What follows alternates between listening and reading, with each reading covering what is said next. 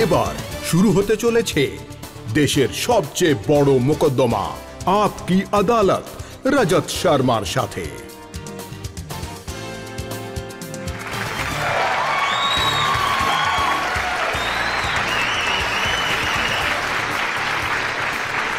নমস্কার, আপকি আদালতে আপনাদের সকলকে স্বাগত জানাই। দুবাইয়ের এক মনোরম সন্ধ্যা, আর আজ যে সুপারস্টার আমাদের অতিথি, উনি কারোর ভাই, কারোর প্রাণ। কখনো বজরঙ্গি ভাইজান তো কখনো সুলতান। ভারতের সকলের গর্ব, আপনাদের সবার প্রিয় আমাদের সলমান খান। Please welcome Salman Khan.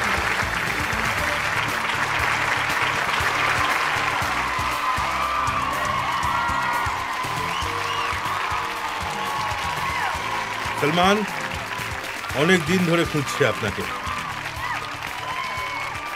আসুন, আপনার জন্য কাঠগড়া তৈরি।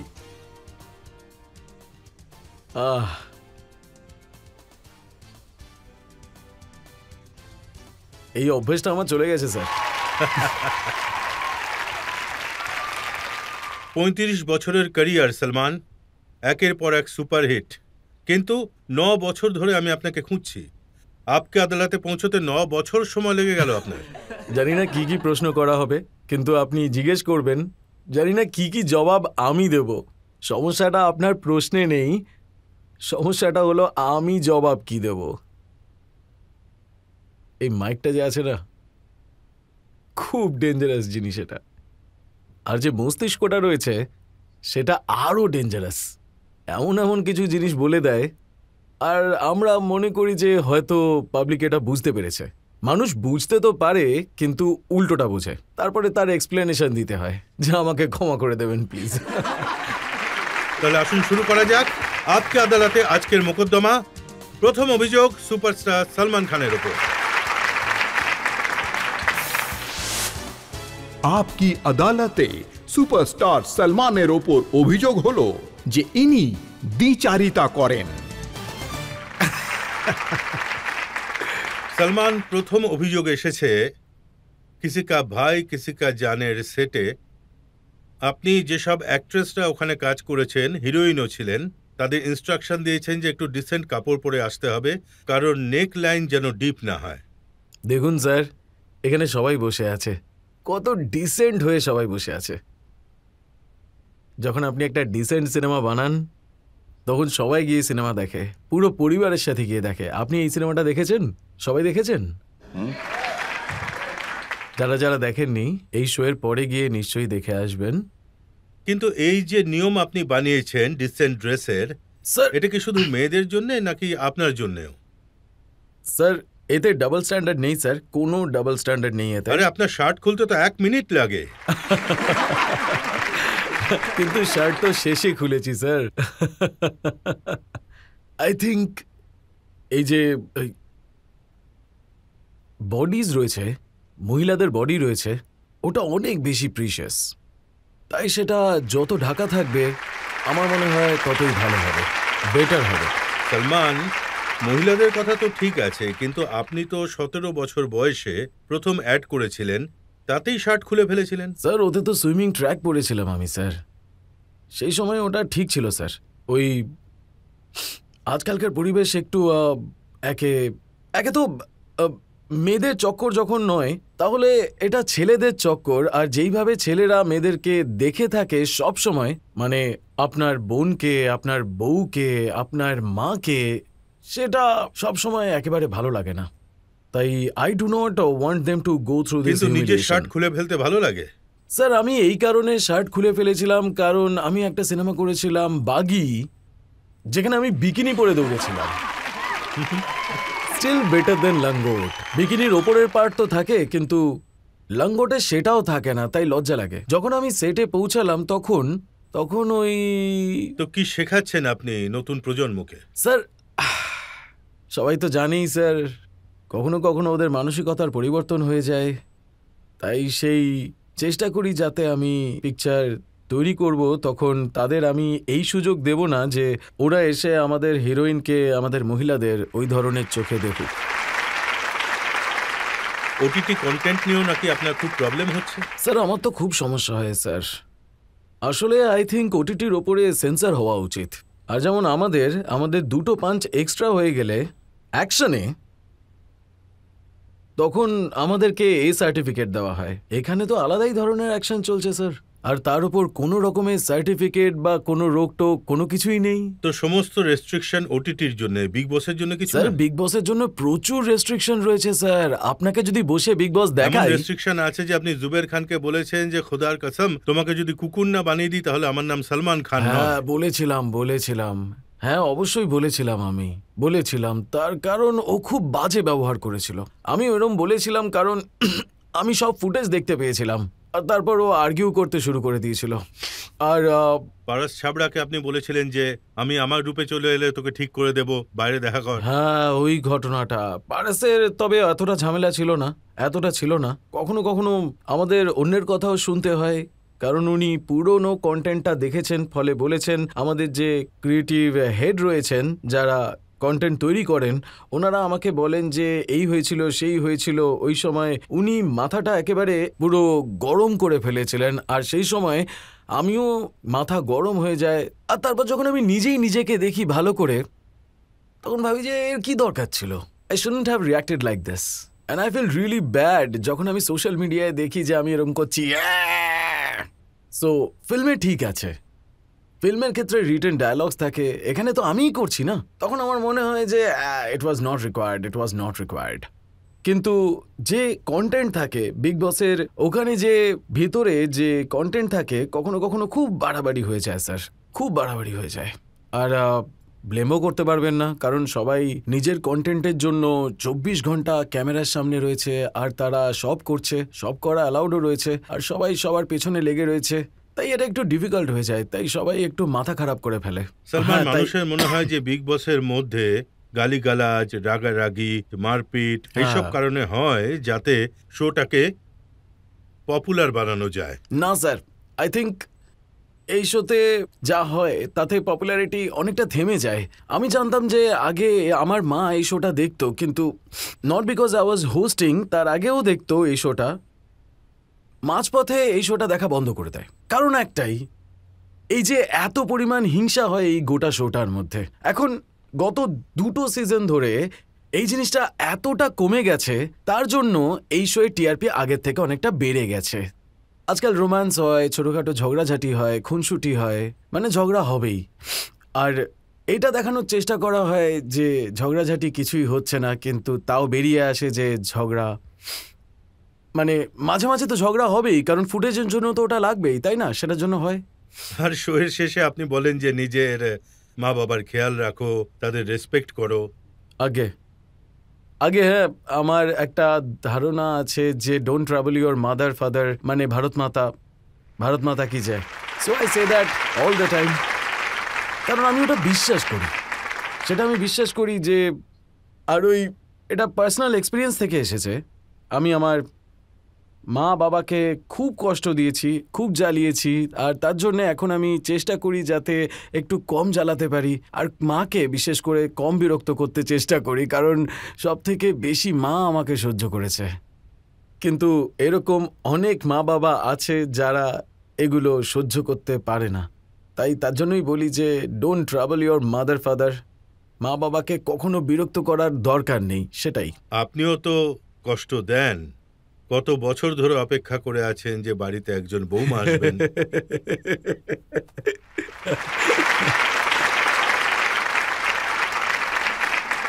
এখন স্যার কি বলবো, ওইটা তো প্ল্যান ছিল, কিন্তু এখন সেটা একেবারে ক্যান্সেলের পথে, কারণ কেউ এলোই না আমার সাথে, সেটা তো একেবারে অসম্ভব হয়ে গেছে। তাহলে এখন দেখা যাক স্যার কি করা যায় এই রকম ভাবে। আপনি তো অন্যদের অ্যাডভাইস দেন যে আপনার ফেভারিট যিনি শাহনাজ গিল। হ্যাঁ, আমি ওনাকে অ্যাডভাইস দিয়েছিলাম যে মুভ অন, কারণ এখন ওই সিড সে তো আর আমাদের মধ্যে নেই, তাই এখন আর কি করা যাবে, তাই শি শুড মুভ অন। মানে মুভ অন মানে এটা নয় যে তুমি বিয়ে করে ফেলো, তোমার বাচ্চা হোক, এই সমস্ত, এটা একেবারেই না। কারণ মুভ অন মানে ও জীবনে এগিয়ে যাক এবং ভালো কিছু করুক আর জীবনে নতুন একটা ভালো পার্টনার নিক। এর মানে এই নয় যে আমি ওকে বলবো ব্রিং ইট অন এরকম কিছু বলবো আমি কখনোই না। এই যে আপনার মুভ অন হচ্ছে না, হ্যাঁ। একজন থেকে দ্বিতীয় জন, দ্বিতীয় থেকে তৃতীয়, তৃতীয় থেকে চতুর্থ জন, এ তো চলেই যাচ্ছে। স্যার আনলাকি লাভ স্যার। যখন সেরকম কেউ আসবে আমার, তখন হয়ে যাবে স্যার। আসলে সবাই খুব ভালো ছিল স্যার। ফল্ট আমার মধ্যেই ছিল বিশেষ করে, কারণ যখন একজন যখন চলে যায় তখন ফল্ট হয়ে যায়, আর তারপর দ্বিতীয় জন চলে গেলে ফল্ট হয়। ওদের মধ্যেই আছে, তৃতীয় জন চলে গেলেও ফল্ট হয়, ওদের মধ্যেই আছে। চতুর্থটার বেলায় একটু সন্দেহ হয় যে ফলটা ওদের মধ্যে না আমার মধ্যে। পঞ্চম জনের মধ্যে 60-40 একটা যখন, কিন্তু তারপরে তার বেশি হলে তখন মনে হয় যে না, আমার মধ্যেই ফলটা সব থেকে বেশি আছে, তাই আমারই ছিল। এতে কারো কোনো দোষ নেই, এটা শুধু আমারই দোষ ছিল। হয়তো হয়তো একটা ভয় থেকে এসছে যে আমি হয়তো ওদেরকে ওই জীবন বা ওই সুখ দিতে পারবো না যা ওরা এক্সপেক্ট করেছে। আর আমি আশা করব যে সবাই নিজে নিজের জায়গায় খুব আনন্দে আছে। আপনি তো করণ জোহরকেও জিজ্ঞাসা করেছিলেন বিয়ে কেন করেননি, উনি তো 2 সন্তানের বাবা হয়ে গেছেন। স্যার আমি চেষ্টা করেছিলাম, কিন্তু এখন আইনটা একেবারে বদলে গেছে। তাই স্যার আসলে আমার বাচ্চা খুব ভালো লাগে স্যার, আই লাভ কিডস। কিন্তু স্যার কিডস যখন আসে তখন মাও আসে। স্যার মা আসলে ওদের জন্য খুব ভালো, কিন্তু আমার বাড়িতে মা পড়ে আছে। আমাদের কাছে গোটা জেলা রয়েছে, গোটা গ্রাম আছে, তারা ওদের খুব ভালো যত্ন করতে পারবে। কিন্তু তাদের মা যে আসলে ওদের মা হবেন সে তো আমার স্ত্রীও হবে।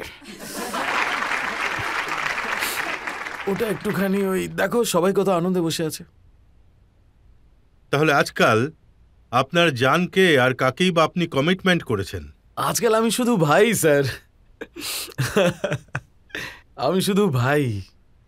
যাদের চেয়েছিলাম আমাকে জান বলে ডাকুক তারা আমাকে শুধু ভাই বলে ডাকছে, আমি কি করব তার জন্যে?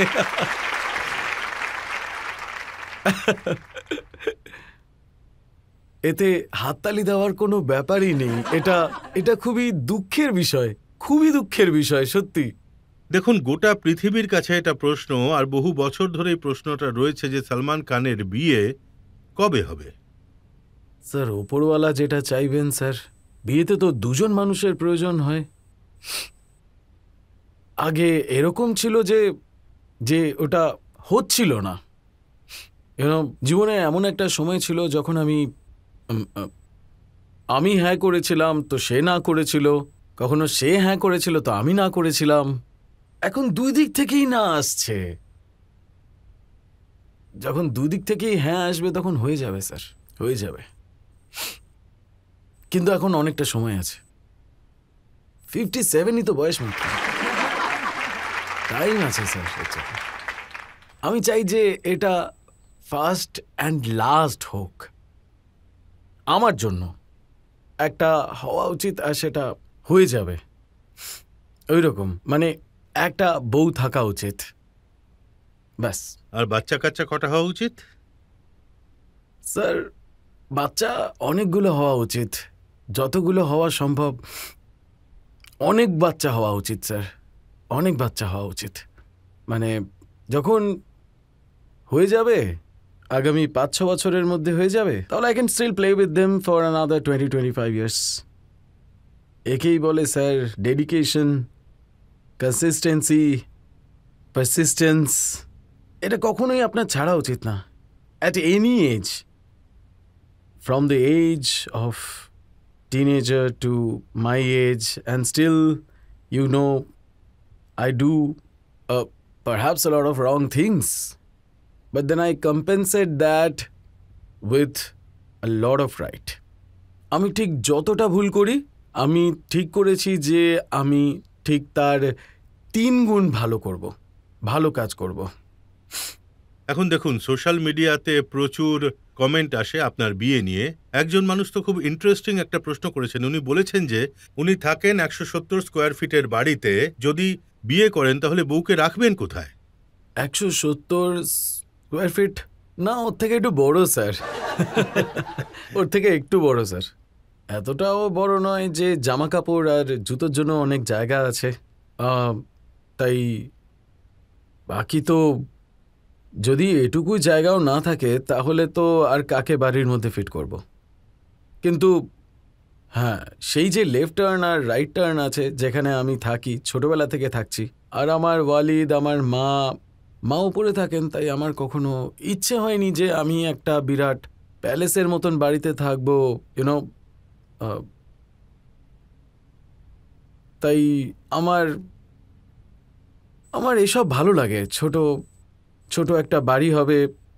আমি বাড়িটা দেখেছি, আমার মনে হয় এই সেটটা যতটা বড় ততটা বড় না স্যার, আপনার এটা বাড়ি। তো বিরাট বড় স্যার, এটা এটা তো বিরাট বড়। এটা আই টেল ইউ, এই হলো আমার লিভিং রুম, আর এটা এখানে একদম কারেক্ট। ওইদিকে জিম আছে। এই তা সব মিলিয়ে এইসব দেখে মনে হচ্ছে না আপনার বিয়ে করার কোনো পরিকল্পনা আছে। স্যার, এত প্রেশার এসে গেছে আমার উপর যে আজকাল আমার মা বাবা আমাকে এইভাবে দেখে, তাই এখন একটু চাপ পড়ে গেছে। তাই যখন হওয়ার তখন তো হয়েই যাবে। এখন এখানে আপনারা বিয়ে করে কত আনন্দে রয়েছেন, কত আনন্দে রয়েছেন, কত। এত আনন্দ আমার দরকার নেই। ওদেরকে জিজ্ঞেস করুন না স্যার যে who would like to see me married, which man would torture করার জন্য যে আমরা যেটা সহ্য করছি আপনিও সেটা সহ্য করুন। এটা অন্যায় কথা। হ্যাঁ, আচ্ছা, আপনারা হাততালি দিয়ে বলুন বা হাত তুলে বলুন কতজন মানুষ চায় যে সলমান খান তাড়াতাড়ি বিয়ে করুন। হাত তুলুন, হাত তুলুন। হ্যাঁ, মানে আপনারা যেমন টর্চার হচ্ছেন আমিও সেইভাবে টর্চার হই, এটাই আপনারা সবাই চাইছেন। মানে আমিও টর্চার হই। ওই দেখুন, উনি একদম সত্যি মানুষ, উনি একজন হাত তুলছেন, ওই যে কারেক্ট। মানে আপনি নিজের জীবনের সাথে একটুও খুশি নন? মানে পাশে স্ত্রী, মানে বউ বসে আছে, তারপরেও কনফিডেন্সের সাথে হাত তুলছে আর বলছে যে না, বিয়ে করো না। আমার অবস্থা দেখো, আমি কি অবস্থায় আছি। তো আমাদের প্রার্থনা এই যে সলমান, আপনার বিয়েটা তাড়াতাড়ি হয়ে যাক, আর যদি নাও হয় তাও আপনাকে তার মানে ততটাই আপনি ভালোবাসি। অভিশাপ দিচ্ছেন যে তাড়াতাড়ি বিয়ে হয়ে যাক আমার।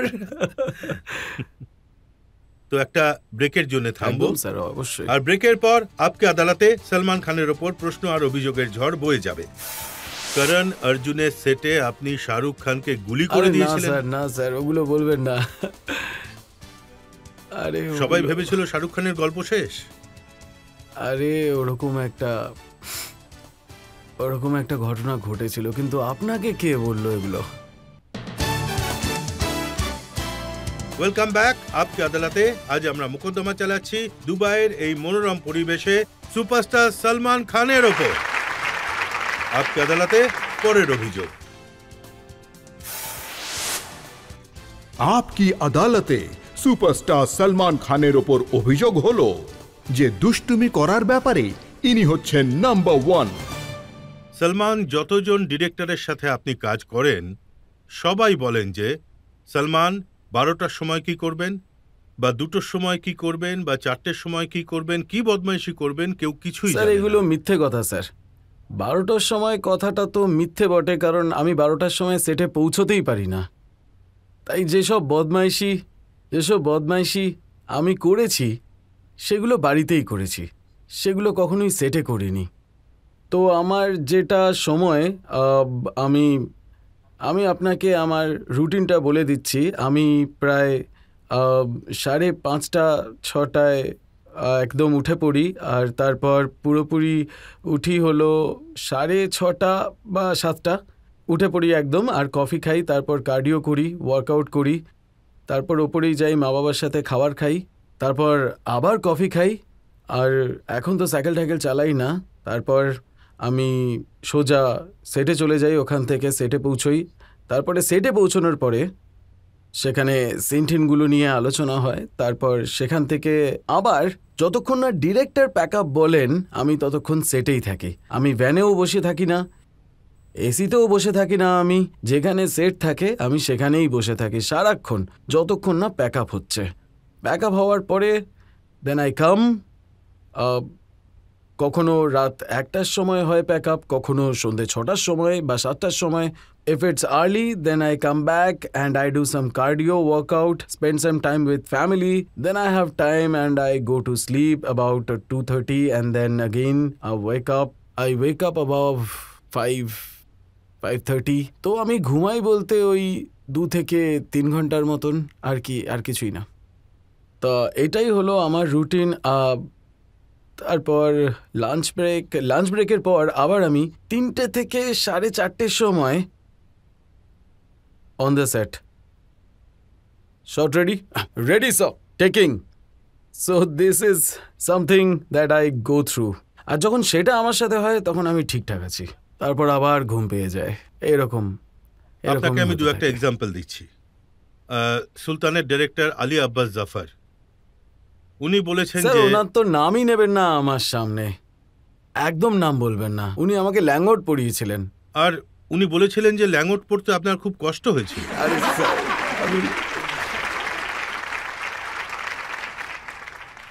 স্যার আমি কেঁদে ফেলেছিলাম।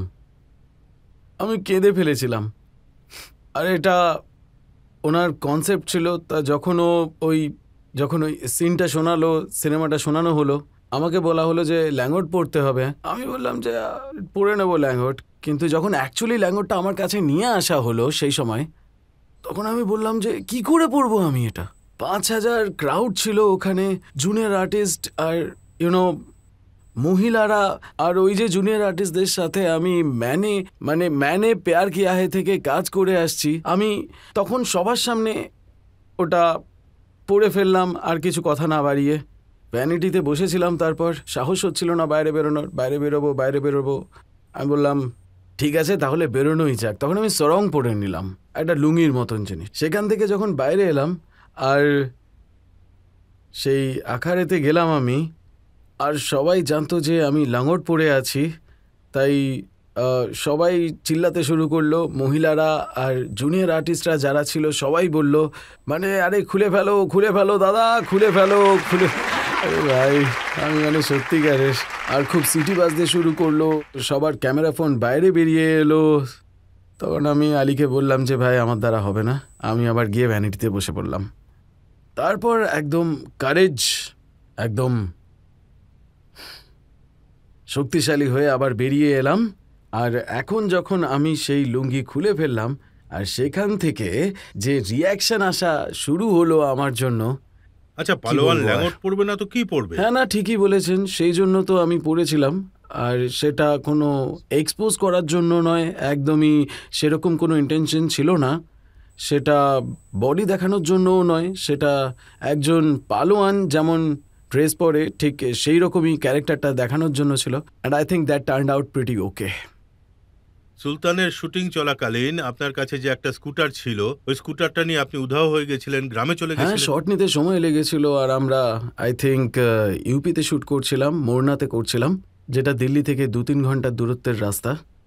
আর সেই যে আই থিঙ্ক ওই ট্র্যাক্টর ওঠানোর যে শটটা ছিল, ওই সেটিং করার ব্যাপার ছিল, তাই সময় তো লাগছিলই। তাই বেরিয়ে পড়লাম, যাচ্ছি তো যাচ্ছি। তারপর আমি রাস্তা দিয়ে যখন যাচ্ছি দেখলাম যে কিছু বাচ্চা ব্যাগ ট্যাগ নিয়ে, বস্তা নিয়ে, ভারী ভারী বস্তা ছিল, ছোট ছোট বাচ্চা ছিল, সবাই স্কুলের দিকে যাচ্ছিল। তখন তারপর ওই স্কুটারটা ঘোরালাম, সবাইকে বসালাম। আর ওই যে ওদের স্কুলটা ছিল, সেটা আমাদের যেখানে শুটিং হচ্ছিল তার থেকে একটু কাছেই ছিল।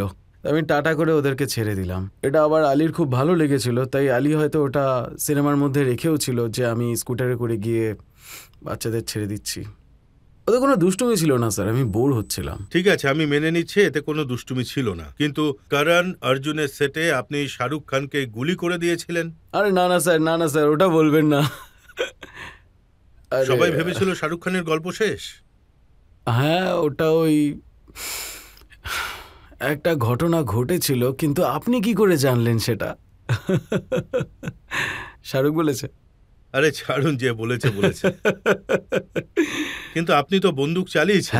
হ্যাঁ স্যার, শুটিংয়ে তো বন্দুকগুলো ফাঁকা থাকে। তো আমাদের অ্যাকশন ডিরেক্টর ভিকু বর্মা, ওনার কাছ থেকে আমি একটা ব্ল্যাঙ্ক গান চেয়ে আনালাম। আর সেখানে একটা পার্টি হচ্ছিল, রাজস্থানের ফোক ডান্সাররা সবাই সেখানে ছিল। আর কিছুক্ষণ পর আমি বললাম, শাহরুখ আমি তোকে ডান্সের জন্য ডাকবো, তুই চলে আসবি, তুই না করবি।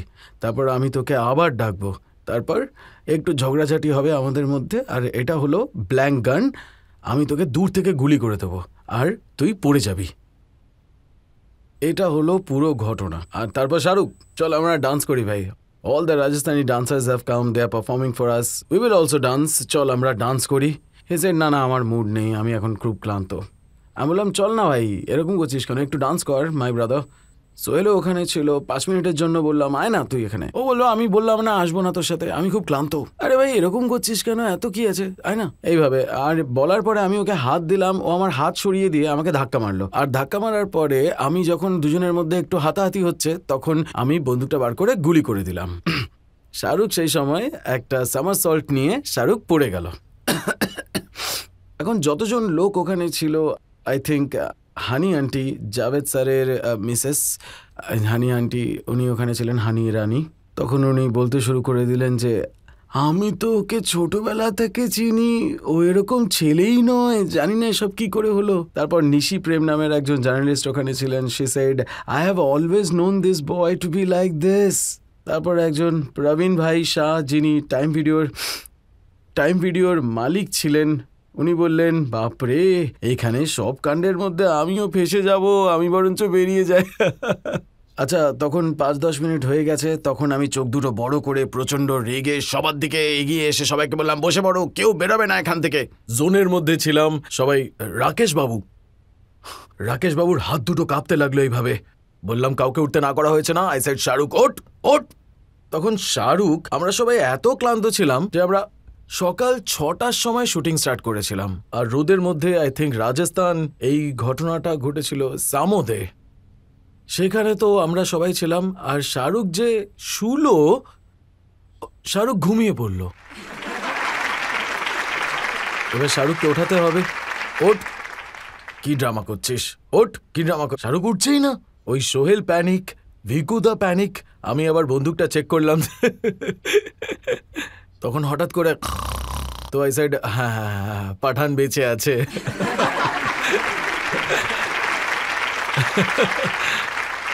তখন আবার 3-4টে ফায়ার করলাম আর সবাই হাসতে শুরু করলো, আরে কি করো তোমরা এইসব সব সময়। এর মধ্যে সোহেলও ইনভলভ ছিল, ভিকুদাও ইনভলভ ছিল। তারপর আমি হানি আন্টির কাছে গিয়ে ওনাকে হাগ করলাম, I said Nishi Prem, so you always known.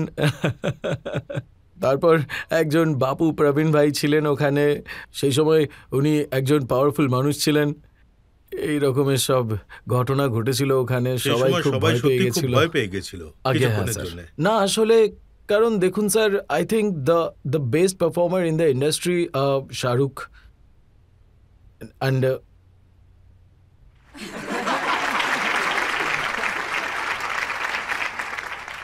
না আমার বলার প্রয়োজন নেই। তাই এই পারফরমেন্স, যেটা ধরুন করণ আর অর্জুনে যে পারফরমেন্স ছিল অন স্ক্রিন, তার থেকে এটা বেটার ছিল, মাচ বেটার এটা ছিল, যে সবাই এটার মধ্যে কনভিন্স হয়ে গেছিল, পালিয়ে যাওয়ার চেষ্টা করছিল। তাই ইট ওয়াজ গুড এক্সপিরিয়েন্স। কথা চলছিল আপনার দুষ্টুমি নিয়ে। সঞ্জয় দত্তের সাথে আপনি খুবই দুষ্টুমি করতেন। স্যার আসলে সঞ্জুর সাথে যে দুষ্টুমি হয়েছিল, আমি অনেক দুষ্টুমি করেছিলাম, তো আমি এখানে সেগুলো বলতে পারবো না। সেটা একদম অন্যরকম এক্সপিরিয়েন্স। একবার তো উনি আপনার উপর প্রচন্ড রেগে গেছিলেন। স্যার সেটা আসলে আমাদের যে বড় ভাই রয়েছে, সে সবসময় আমার উপর রেগে থাকেন স্যার, আর সেটা ঠিক আছে। আর আমরা দুজনকে কিন্তু ততটাই ভালোবাসি। যখন উনি আমার সম্পর্কে এরকম কিছু শোনেন, তখন প্রথম ফোনটা ওনারই আসে। আবার আমি যখন ওনার ব্যাপারে শুনি, তখন আমি ওনাকে ফোন করে নিই। ইতিমধ্যে উনি একটা খুব খারাপ সময়ের মধ্যে দিয়ে যাচ্ছেন। তো আর আমার শুধু প্রার্থনা এটুকুই, he has come out of it. আর ওপরওয়ালা আমার ওনার সেই আয়ুটা ঘটনা বাড়িয়ে মনে দিক। আছে যখন আপনি ওকে গাড়ি দিয়েছিলেন। मैंने दिल तुझको दिया একটা সিনেমা ছিল, আর উনি মানে সোহেল ওয়াজ ডিরেক্টিং ইট অ্যান্ড তাছাড়া ও অ্যাক্টিংও করছিল এতে।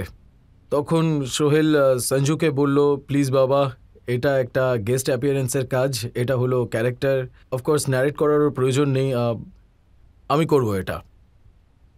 তা পিকচার কমপ্লিট হয়ে গেল।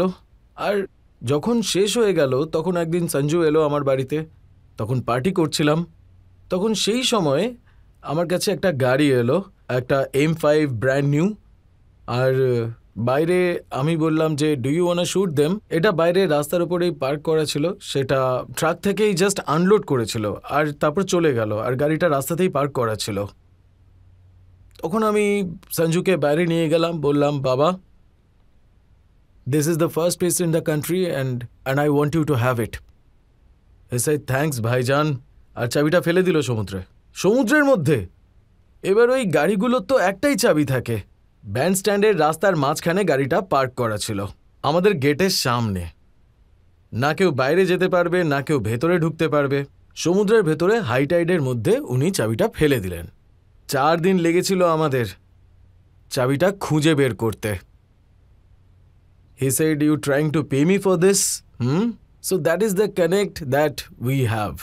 এই সঞ্জু আমাকে বিয়ে করার জন্য ভীষণভাবে কনভিন্স করার চেষ্টা করেছিল যে ভাইজান, you should get married now, বা you don't know, it's amazing ভাইজান, you come back home and you are tired, you come back home, তোমার বউ তোমাকে জিজ্ঞেস করবে হাউ ওয়াজ দ্য ডে,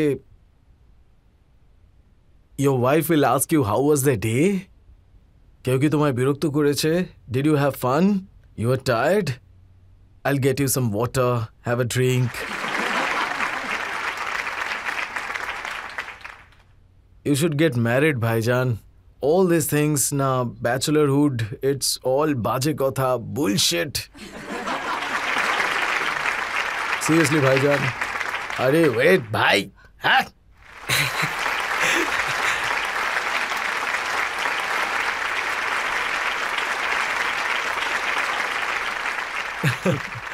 তাই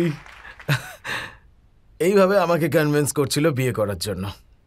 একদিন উনি আমাকে ফোন করলেন, ভাইজান আই এম গেটিং ম্যারিড। আমি বললাম সত্যি, কখন? আমি বললাম বাবা কি করছো, আবার বিয়ে করছো? আরে করো না এইসব। হি সেড, ভাইজান আমি 3 পাক ঘুরছি। 3 পাক ঘুরতে ঘুরতে আমাকে ফোন করছে, মানে and he is the only one person.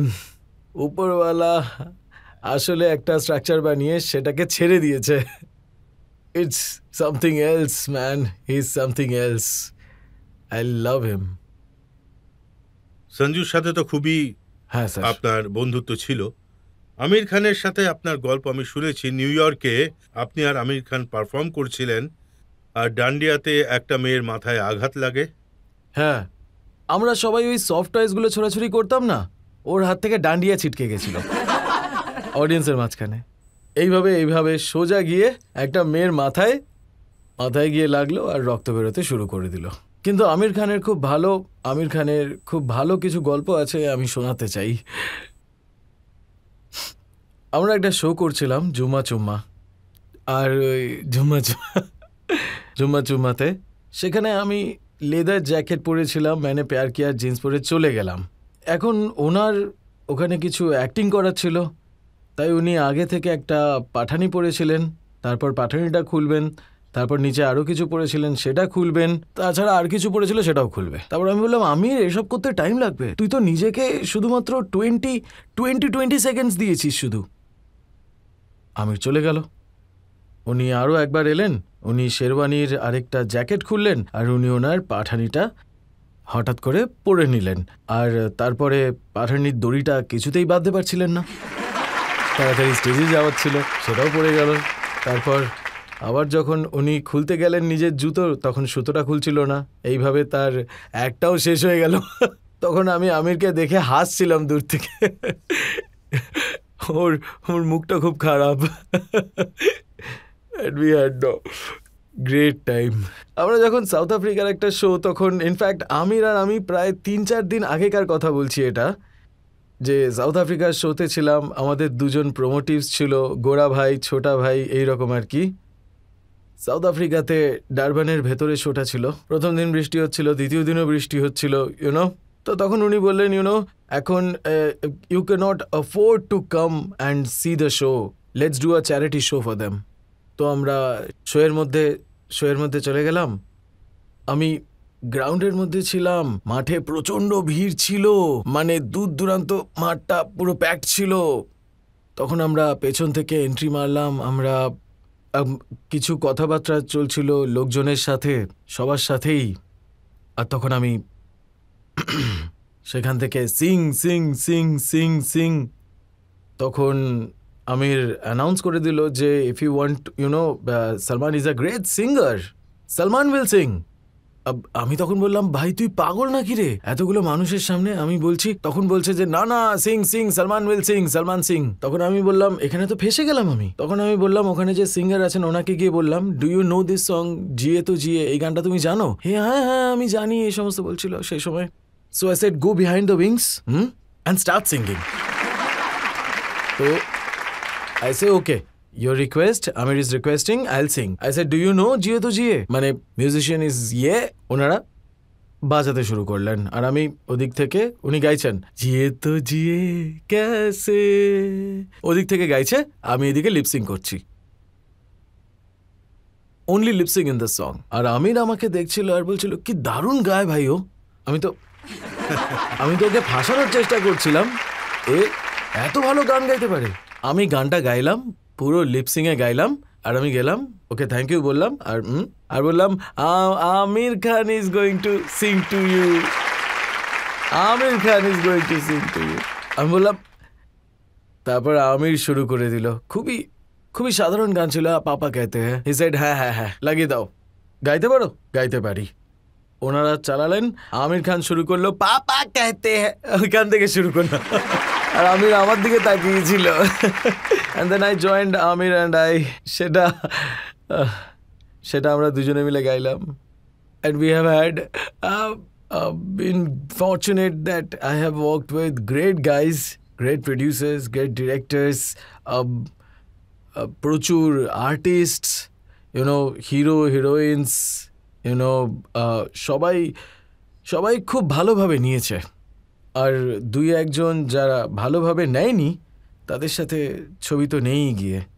But if there is something that I have always believe, যে যদি কোনো ভালো কিছু আপনার স্ক্রিপ্টে আসে and you don't get long with that person who ever going to be with you, you can not throw that person out.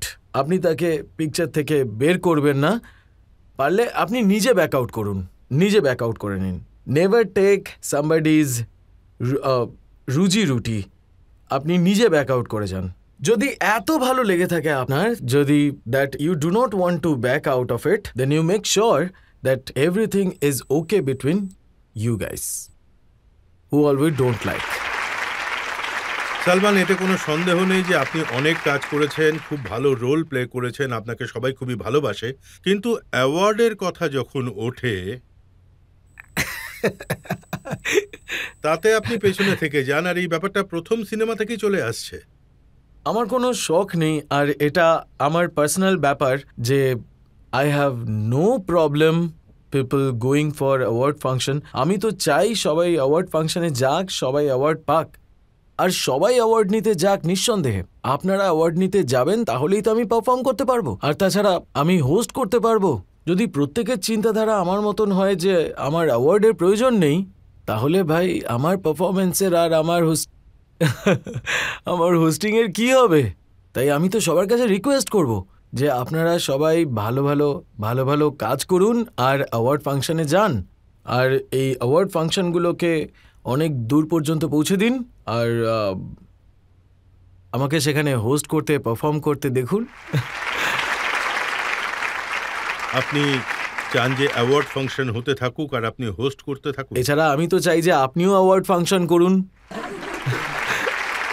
সবাই তো করছে, অ্যাটলিস্ট আপনি যখন করবেন আপনি যখন করবেন তখন ইন্ডাস্ট্রির প্রত্যেকটা মানুষ ওখানে থাকবে, প্রত্যেকটা director, producer, actor, heroine, star, প্রতিটা স্টার থাকবে আপনার অ্যাওয়ার্ড ফাংশনে, কারণ গোটা ইন্ডাস্ট্রি লাভস ইউ।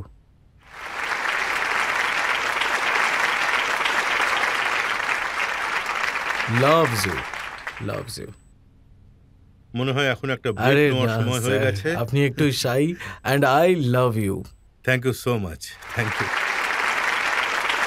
আমি এটা আবার বলবো আই লাভ ইউ, কারণ বহু বছর হয়ে গেছে আমি আই লাভ ইউ বলি না।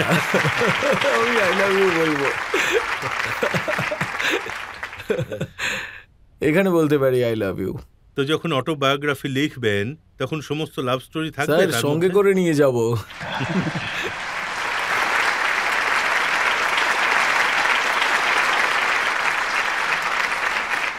আবার একটা ব্রেক নিয়ে নেব, আর ব্রেকের পর আপকি আদালতে সলমান খানের ওপর প্রশ্ন আর অভিযোগের ঝড় বয়ে যাবে।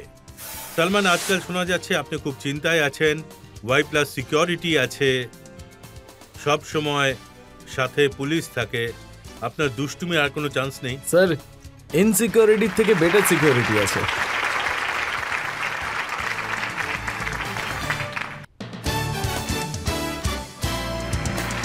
Welcome back. আপকি আদালতে আজ আমাদের অতিথি হলেন সুপারস্টার সলমান খান। আপকি আদালতে পরের অভিযোগ।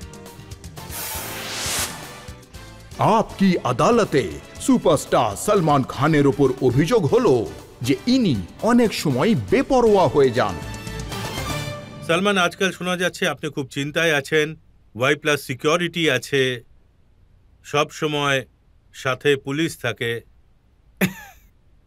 আগে আপনি সাইকেল নিয়ে বেরিয়ে পড়তেন, আপনার দুষ্টুমি আর কোনো চান্স নেই? স্যার, ইনসিকিউরিটির থেকে বেটার সিকিউরিটি আছে।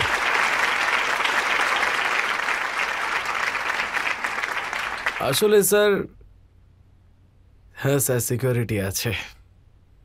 আর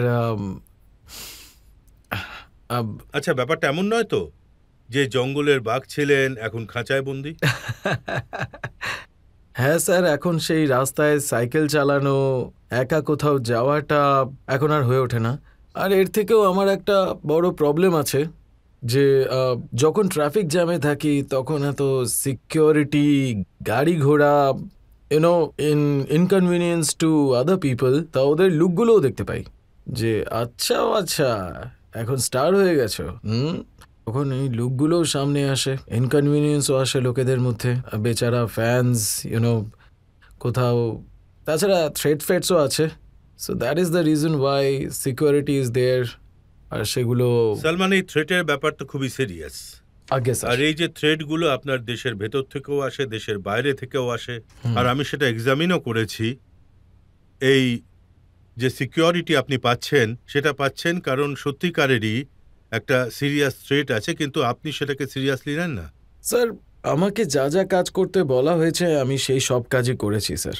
এখন আই নো যে আমাদের সিনেমা কিসি কি ভাই কিসি কি জান, এখানে একটা ডায়লগ রয়েছে that they have to be lucky 100 times আর I have to be lucky once.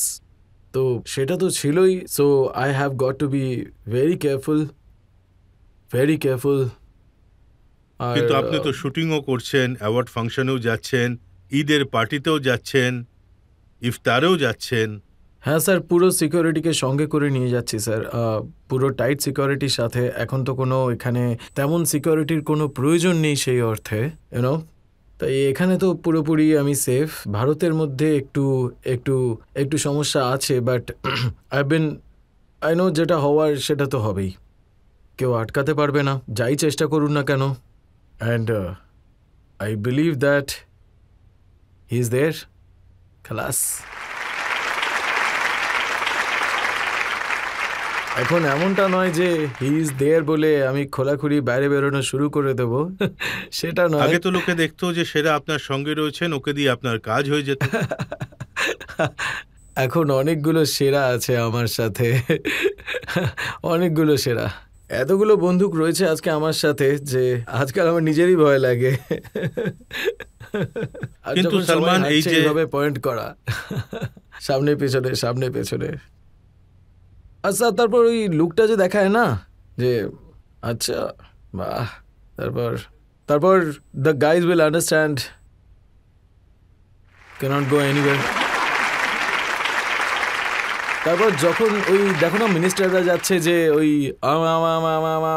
বাজছে সাইরেনটা, এই নাও, হ্যাঁ ওই এখন লুকটা আমাকেও দেয় সবাই। So I have told them যে ওই সাইরেন টাইরেন বাজানোর কোনো দরকার নেই, drive it a very slow pace, কারণ সব সময় ফাস্ট পেসের মধ্যে ওই পাইলট গাড়ি বেরিয়ে যায় স্যার। যেই গাড়িতে আমি বসে আছি না, আমি বেরিয়ে আসি, ওই যে থ্রেট মেরেছে সে তো কিছু করবে না, হ্যাঁ আমি নিজেই আমার কাজ করে দেবো। So I tell them to drive very carefully. কিন্তু এই যে থ্রেটটা, এর পেছনে 20 বছরের পুরনো গল্প রয়েছে, ব্ল্যাকবাক কেসের সেই পুরনো গল্প। স্যার আমি জানি না এটা কি জিনিস, I don't know, I seriously don't know. আমাদের জুডিশিয়াল সিস্টেম এমন রয়েছে স্যার, সেটা খুবই উপযুক্ত, খুব সেটা ডিসাইড করবে, আমাদের জাজ সাহেব ডিসাইড করবে, যা ডিসিশন নেওয়া হবে I will take it on sir, bring it on. আমি আপনার এই কথাটা রেসপেক্ট করি যে মামলা আদালতের সামনে রয়েছে, আদালত ডিসাইড করবে, আর আমার বিশ্বাস যে আপনি রেহাই পাবেন, আপনি আদালত থেকেও রেহাই পাবেন আর ওই আদালত থেকেও রেহাই পাবেন। কিন্তু সলমান খানের মধ্যে এমন একটা ম্যাগনেট রয়েছে ফিল্ম ইন্ডাস্ট্রিতে, যে কোথায় হোক না কেন, যে কোনো বদনাম, কোনো মানুষের মৃত্যু হয়ে গেলে তো অভিযোগ সলমান খানের ওপরই আসে যে সলমান খান ইন্ডাস্ট্রি থেকে বার করে দিয়েছে, কাজ করতে দেয়নি, এই জন্য চলে গেছে। স্যার আমি নিজে ইন্ডাস্ট্রির সঙ্গে যুক্ত নই, আমি নিজে ইন্ডাস্ট্রিতে যাদের সাথে কাজ করি তাদের সাথেই আমি শুটিংয়ের নিয়ে এই সমস্ত নিয়ে তাদের সাথে কথা বলি আর বাড়ি ফিরে আসি, আর আমার ফ্যামিলি আছে। তার মানে এই নয় যে আমি ইন্ডাস্ট্রির একদম স্ট্রেট আউট, মানে রোজ পার্টি হচ্ছে, রোজ গেট টুগেদার হচ্ছে, আর ইন্ডাস্ট্রির প্রচুর লোকজন আসছে আমার বাড়িতে, ছোটবেলার যারা বন্ধু তারাই রয়েছে, তাছাড়া সিনিয়ররা আসছেন, বাট কিন্তু ইমপ্রেশন তো বলে যে ফিল্ম ইন্ডাস্ট্রিতে কাজ করতে হলে সলমানকে সেট করে নাও। স্যার আমি নিজেকে সেট করতে পারছি না স্যার, এত বছর পর তো আদি চোপড়া কাজ করতে শুরু করেছে, এবার করণ জোহরের ফোন এলো যে একটা সিনেমা আছে, তো these are the big producer and directors, তো they also want to work with me, I also want to work with them. এই সবে শুরু হয়েছে, এই 8-10 বছর আগে হয়তো, কিন্তু এর আগে তো আমাকে কেউ টাচই করতো না। যারা আমার আগে, যারা আমার প্রডিউসার ছিলেন, যেমন ববি কেন্ট আছে যিনি আমার সাথে কুরবান বানিয়েছিলেন, শাদি করকে ফাঁস গয়া আমার সাথে বানিয়েছিলেন, আবার 3-4টে আরও বানিয়েছিলেন, যেমন মিস্টার শ্যাম বাজাজ আছেন, উনি এখনও আমার বন্ধু আছেন, কারণ আমি জানি যে যখন নিচে যাওয়ার সময় আসবে তখন এই লোকগুলোই আমার পাশে দাঁড়াবে। কিন্তু ইমপ্রেশন তো এই বলে যে সলমান কারোর ওপর রেগে যদি যায় তাহলে তার ইন্ডাস্ট্রিতে থাকা মুশকিল হয়ে যায়। না স্যার আসলে দ্যাট রাগ করার মতন কোনো কোয়ালিটিই নেই স্যার, আমার কোয়ালিটিই নেই। অনেক মানুষ ড্রিঙ্ক করে নেয় আর বলে যে আমি একে ছাড়বো না, if I have a drink I say let it go, I don't have that vindictive bone in my body. I don't have that at all. যে আমি ওকে একদম ছাড়বো না, that I would never forgive you. So সেটা আমার মধ্যে নেই, গিয়ে মাঝে মাঝে চলে আসে আমার মধ্যে। আচ্ছা, আর তারপর মনে হয় যে এসব বাদ দিই, জীবনে অনেক কিছু করার মতন আছে। গো, This was the journey. এখানে অনেক কিছু করার মতন আছে, এসব নিয়ে এত মাথা ফাটিয়ে কি হবে on somebody, and I don't. না, আপনার কথাটাও ঠিক। কিছুদিন আগে আমি দেখেছি পাঠান হিট করানোর জন্য সলমান খান আরে একদম না স্যার, একদম না। এই ক্রেডিটটা শাহরুখের কাছ থেকে কেউ ছিনিয়ে নিতে পারবে না, আদি চোপড়ার কাছ থেকে কেউ ছিনিয়ে নিতে পারবে না, একদমই না। শাহরুখ খুব ভালো কাজ করেছে, আর এই সমস্ত ফ্যানেরা শাহরুখের সিনেমা দেখার জন্য অপেক্ষা করে বসেছিল, আর একটা সঠিক সময়ে সঠিক সুযোগ সঠিক সিনেমা এসেছে। আর শাহরুখ,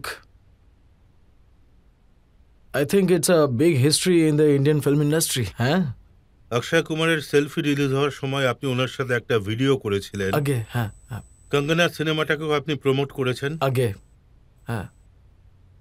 আসলে স্যার, ইন্ডাস্ট্রিতে বলা হয় যে ডিভাইডেড আছে, সেটা আই ডোন্ট থিঙ্ক এতটাই ডিভাইডেড। মানুষের ওপিনিয়ন আছে, মানুষের গ্রুপস আছে, মানুষের ফ্রেন্ডশিপ আছে, কিন্তু যখন ইন্ডাস্ট্রিতে কোনো সমস্যা হয় তখন সবাই একসাথে হয়ে যায়। আপনি কি করণ জোহরের সাথে সিনেমা করবেন? আগে হ্যাঁ হ্যাঁ, আমি অলরেডি একটা করে ফেলেছি ওনার সাথে। দেখুন, বহু বছর আগে কুছ কুছ হোতা হ্যায়তে আপনি ওনার জন্য সাপোর্টিং অ্যাক্টরের কাজ করেছিলেন। হ্যাঁ, তখন যে ব্যাপারটা হয়েছিল সেটা আই থিঙ্ক ওই সৈফ আলী খান, চন্দ্রচূড় সিং এরা সবাই ওই রোলটা করতে নাকচ করেছিল, একদম মানা করেছিল। তো আমার বোন আলবিরা আর ও অনেক ভালো বন্ধু ছিল, তো ওরা আলবিরাকে বলল you must do that film, আর আমাকে গল্পটা শোনাতে হলো। আমি ফার্স্ট হাফ শুনলাম, ফার্স্ট হাফে তো আমি কোথাও ছিলামই না, তো আমি বললাম কেন টাইম ওয়েস্ট করছে, আমি এই সিনেমাটা করব। My sister has told me to do the film, so I will do the film. কিন্তু ও সব জায়গায় বলে বেড়াতো যে আমি ওকে খুব ভয় পাই। আমি আপনার প্রথম সিনেমাতে আপনার সাথে তো কাজ করে ফেলেছি, আমার সাথে ভয় পাওয়ার কি আছে? আর শোনা যাচ্ছে টাইগার 3-তে আপনার সাথে শাহরুখকেও দেখা যাবে। এটা একটা সারপ্রাইজ। তাহলে আর একটা ব্রেক নিয়ে নিচ্ছি নতুন আগে, স্যার। এই সারপ্রাইজের অপেক্ষায়। আর ব্রেকের পর আপকে আদালতে সলমান খানের ওপর অভিযোগ আর প্রশ্নের ঝড় বয়ে যাবে। আর আমি আপনার সাথে কেক কাটছি ইন্ডিয়া টিভিকে দুবাইয়ে ইউএইতে লঞ্চ করার জন্য। Thank you.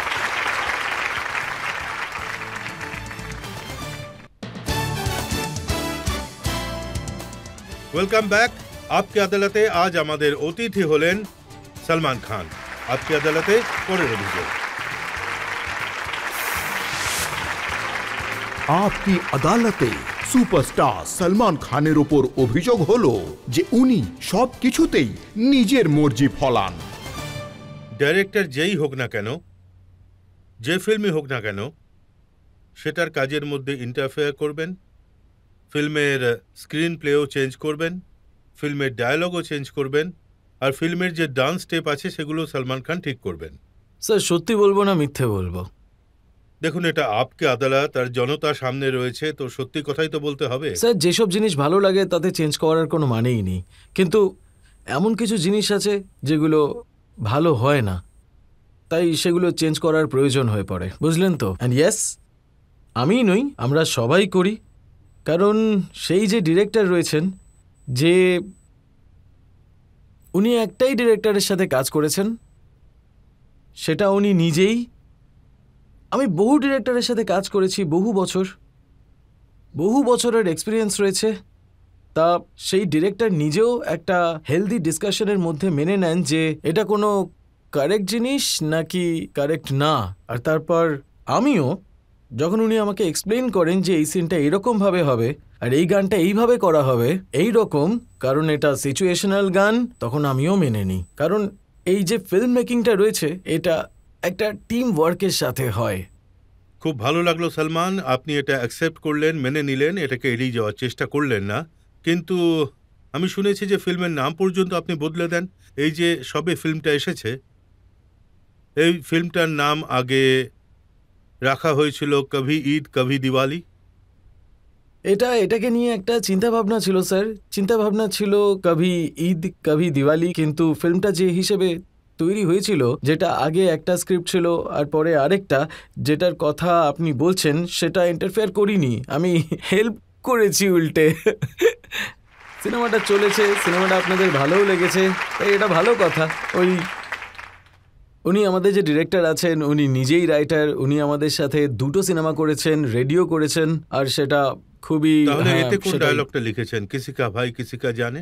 স্যার, এই সিনেমাটার টাইটেল আসলে ছিল ভাইজান, ভাইজান। আর আমার বাবার এই সিনেমাটার যে নাম রয়েছে কিসি কা ভাই কিসি কি জান, সেটা একদম পছন্দ হয় না আসলে ব্যাপারটা হলো এই রকম একটা টাইটেল রয়েছে and I just thought that Bhaijaan to bro guy kind of title that that তো আই ডিডন্ট ওয়ান্ট কি শুধু ছেলেরাই এই সিনেমাটা হলে দেখতে তার আসুক। মানে শুধু ভাইজান হতে চান না, হ্যাঁ। কারোর জানও আপনি হতে চান। হ্যাঁ কারেক্ট কথা। তো সেই একজন ভাই একজন জান, সো উমেন আর মানে আমি it's like the women have love the film, it's romance, action তো আছেই, সব সিনেমাতেই থাকে, কমেডিও রয়েছে, রোম্যান্সও রয়েছে, সিনেমাটার রোম্যান্সটাও খুব ভালো। অ্যান্ড ইন ইন্ডিয়া, এখানের কথা জানি না, the women audience have started going to the theatre for this movie.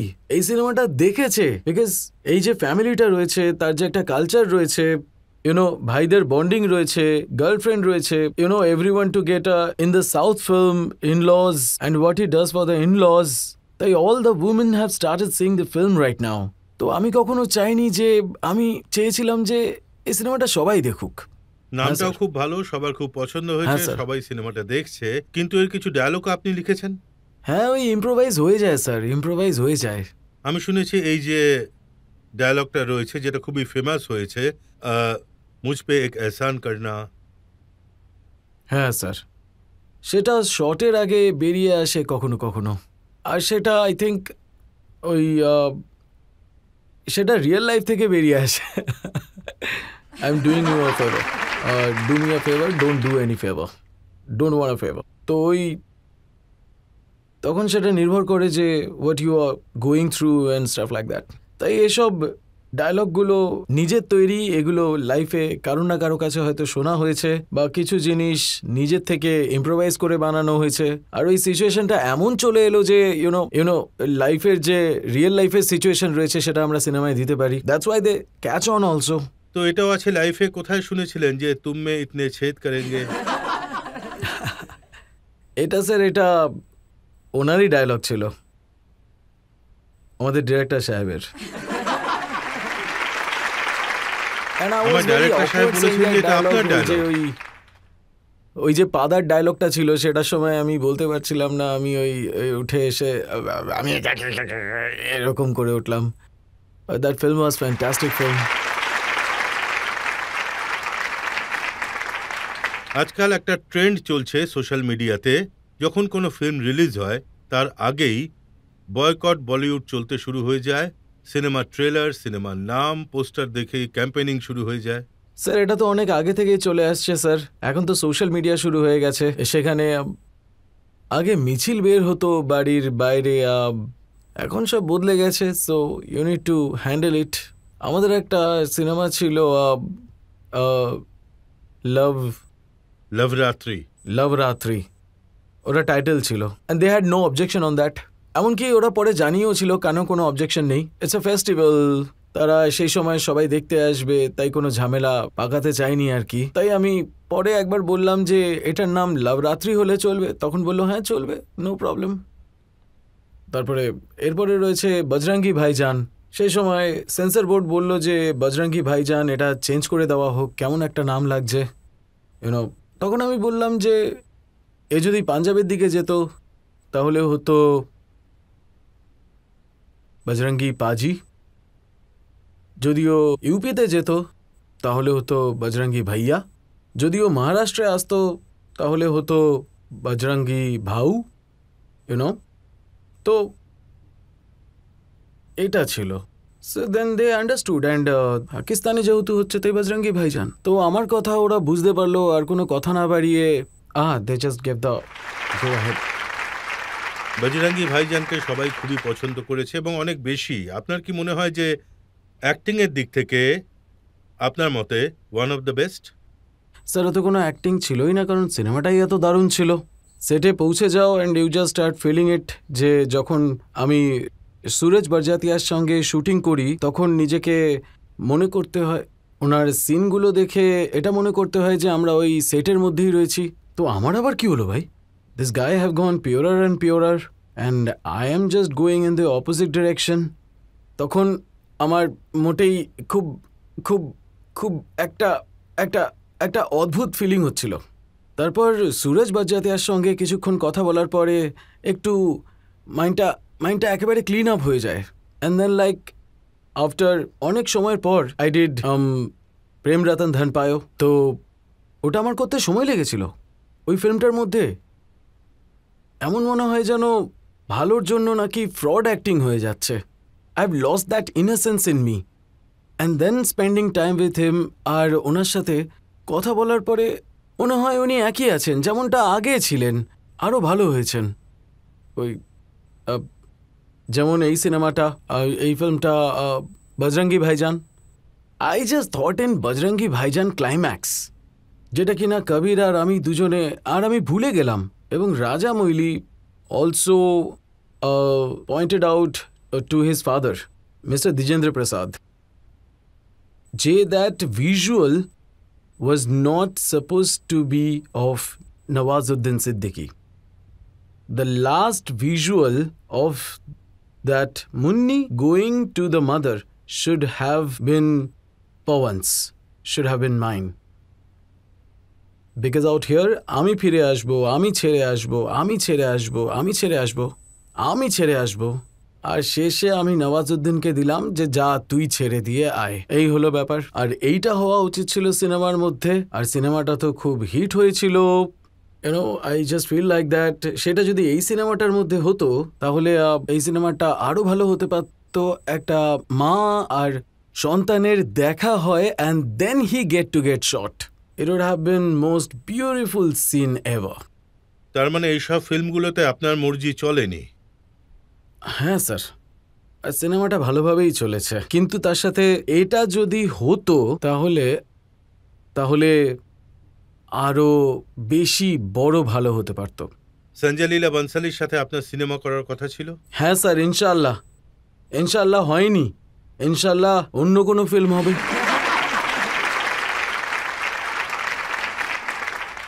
একটা সময় যে ইমেজটা ছিল সলমান খান যেটা নিজে বানিয়েছিলেন ব্যাড বয়, সেই ইমেজটা আপনি বদলে দিয়েছেন। স্যার বানিয়েছিল স্যার নাইস রিলেশনশিপ।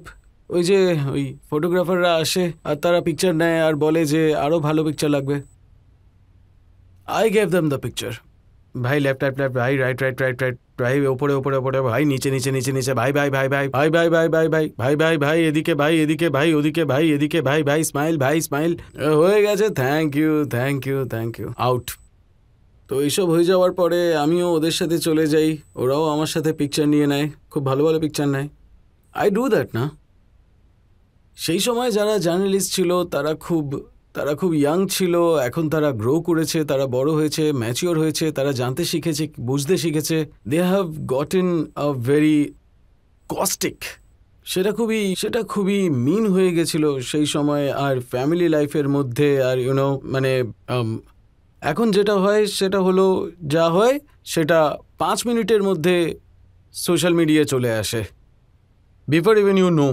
সেই সময় আমরা 15 দিন ধরে টেনশনে থাকতাম, 1 মাস ধরে টেনশনে থাকতাম যে এরা কি ছাপতে চলেছে। And that is to kill you, that is to kill you. এখন যদি কিছু হয় তাহলে 30 সেকেন্ডের মধ্যে, 5 মিনিটের মধ্যে সোশ্যাল মিডিয়ায় চলে আসে, টাইমই পাওয়া যাবে না, চলে আসবে। এখন কি করবে দেখো। আর একটা টেনশন থাকতো যে আমার অ্যাফেয়ারের সম্পর্কে ওরা কি লিখতে চলেছে, আর এই জার্নালিস্টকে কন্ট্যাক্ট করো, ওই জার্নালিস্টকে কন্ট্যাক্ট করো, এর থ্রুতে কন্ট্যাক্ট বার করো, ওর থ্রুতে কন্ট্যাক্ট বার করো। যে 1 মাস you could not concentrate on your work. It use to be so dramatic and they use to hurt over it hurts. আর বন্ধুত্ব করে নেওয়ার পরে ভেতর থেকে গল্প বার করে এনে সেটা ছাপানো হতো। And I think all of them এখন রিয়েলাইজ করেছে আর বলেছে যে আমরা তখন ইয়াং ছিলাম, কিছু করতে চাইছিলাম, তাই ভুল করে ফেলেছি হয়তো। এখন তারা ম্যাচিওর হয়ে গেছে, তারা এখন সবাই ঠিক আছে, কিন্তু টেনশন হতো সেই সময় অনেক। আর গার্লফ্রেন্ডরা জানতে পেরে যাবে, আর তারপরে হিরোইনরা এইসব করতো, এইসব খবর ছাপা হতো। ইট ওয়াজ ভেরি মেসড আপ। কাজ নিয়ে এই কথাটা খুবই আলোচনায় রয়েছে যে আপনি কোথাও এটা বলেছেন যে আমরা 5 জন আছি, আমরা সহজে ছেড়ে দেওয়ার পাত্র নই। ছেড়ে দেবো না স্যার, ছাড়বো না। সবাই নিজের একরকম কায়দা অনুযায়ী, সলমান খান, শাহরুখ খান, অক্ষয় কুমার, অজয় দেবগন, আমির, আমরা সবাই চেষ্টা করি আপনাদের এন্টারটেইন করতে আর সেরাটা দিই যাতে যাতে আপনারা আমাদের মনে রাখেন, নিজেদের স্বাস্থ্যের খেয়াল রাখেন আর be healthy, be good. Even though we bleed, we hurt, হাঁটুতে যন্ত্রণা রয়েছে, গোড়ালিতে যন্ত্রণা আছে, পিঠে যন্ত্রণা আছে, তার সাথে যদি কোথাও মার খাই তখন ব্যথা বাড়ে, ফ্র্যাকচার হয়ে যায়, লিগামেন্ট ছিঁড়ে যায়, যাই প্রবলেম হোক না কেন আমাদের সাথে we will still give our best till the very end. আপনি আমাদের যা যা সমস্যা আছে সেগুলো স্ক্রিনে দেখতে পাবেন না, সে পরিশ্রমটা দেখতে পাবেন কিন্তু কষ্টগুলো দেখতে পাবেন না, কারণ আমরা হাসছি, আমরা কাঁদছি। we will take a head on. Salman, এমন মনে হচ্ছে যে 9 বছর আগে যে সলমান খানকে আপকি আদালতে ডেকেছিলাম, এই সলমান আর সেই সলমানের পার্থক্য অনেক। I don't know, sir. আপনি প্রশ্নগুলো এত ভালো করেছেন যে এই বছর আমি ঠিক করেছি যে আমি যা ভুল কাজ করেছি তার জন্য সবার কাছে ক্ষমা চাইব। আপনি যখন নিজের কাছে ক্ষমা চান, যখন নিজের সাথে একটা লড়াইতে যান নিজে, তখন বাইরে খুব কম ক্ষমা চাইতে হয় আপনাকে। আর ব্যাস এইটুকুই যে I think everyone should just see a better version of themselves. I've been trying for the longest time. যে কোনো রকম অন্যায় কাজ করো আর সব রকম ভালো কাজে এগিয়ে নিয়ে যাও। সলমান, আপনি খুবই ভালো উত্তর দিয়েছেন। তবুও আমার গিল্ট হচ্ছে। Thank you very much. Wonderful guys, you are wonderful. Salman, একটা অ্যানাউন্সমেন্ট আমি ইউএইর মানুষদের জন্য করতে চাই। হ্যাঁ, নিশ্চয়ই। সলমান খানের যে শোটা আমরা দুবাইতে করলাম, যেদিন এটা টেলিকাস্ট হবে সেই দিন থেকে আপনারা ইন্ডিয়া টিভি ইউএইতে দেখতে পাবেন। আরে বাহ! সলমান খানের সাথে আমরা শুরু করব এটিসালাট আর ডিইউতে আপনারা ইন্ডিয়া টিভি দেখতে পারবেন। এই যে আমার মনে হয় আপনারা আমাদের যে ভালোবাসা দিয়েছেন তার আমরা ঋণ পরিশোধ করব। অনেক কৃতজ্ঞতা জানাই আপনাদের। Thank you very much. দারুণ বলেছেন। আসুন, এটা হলো লঞ্চিং ইন্ডিয়া টিভির ইউএইতে। And thank you very much Salman for doing this. আমি খুবই অনার্ড যে এটা লঞ্চ হচ্ছে। আমি প্রথম এপিসোডেই আছি আর আমি আপনার সাথে কেক কাটছি ইন্ডিয়া টিভিকে দুবাইয়ে ইউএইতে লঞ্চ করার জন্য। হ্যাঁ, থ্যাংক ইউ। এবার আমি আপনাকে এক টুকরো, জানি না আপনার কতটা সুগার অ্যালাউ আছে, কিন্তু একটু। হ্যাঁ, এটুকু তো অ্যালাউড আছে।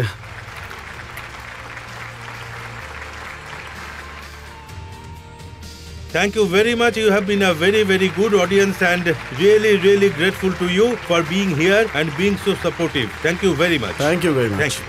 Thank you.